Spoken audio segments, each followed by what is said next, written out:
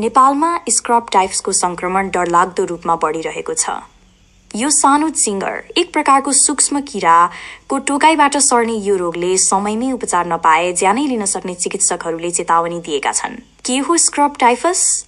Scrub typhus ओरिएन्टिया सुसुगामुसी नामक ब्याक्टेरियाबाट लाग्ने एक प्रकारको सरुवा रोग हो।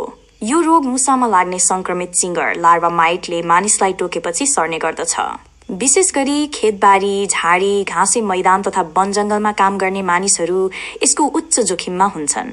तर पछिल्लो समय यो रोग ग्रामीण क्षेत्रबाट शहरी क्षेत्रमा समेत फैलिँदै गएको छ। मुख्य लक्षणहरू: संक्रमित चिङ्गरले टोकेको 5 देखि 14 दिनभित्र यसका लक्षणहरू देखिन थाल्छन्।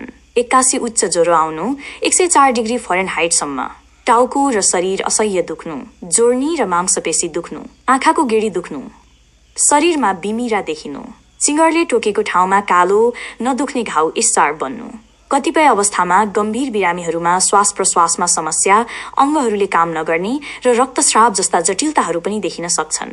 उच्च जोखिममा कुन प्रदेश? सरकारी तथ्याङ्क अनुसार लुम्बिनी सुदूरपश्चिममा कर्णाली र बागमती प्रदेश स्क्रब टाइफसबाट सबैभन्दा बढी प्रभावित देखिएको छ। बच्ने उपाय र उपचार: स्क्रब टाइफसबाट बच्न निम्न उपायहरू अपनाउन सकिन्छ। खेतबारी, झाडी वा वनजङ्गलमा जाँदा लामो बाहुला भएको कपडा र लामो पाइन्ट लगाउने, खुला जमिनमा नबस्ने र घाँसमा नसुत्ने, किरा भगाउने मलम जस्तै डिट युक्तको प्रयोग गर्ने, घर वरिपरिको झाडी सफा राख्ने र मुसा नियन्त्रण गर्ने। यदि माथिका लक्षणहरू देखिएमा तुरुन्त स्वास्थ्य संस्थामा जचाउनु पर्दछ। यो रोगको उपचार डक्सिसाइक्लिन जस्ता एन्टिबायोटिक औषधिबाट सहजै गर्न सकिन्छ र समयमै उपचार सुरु गरेमा बिरामी छिट्टै निको हुन्छ।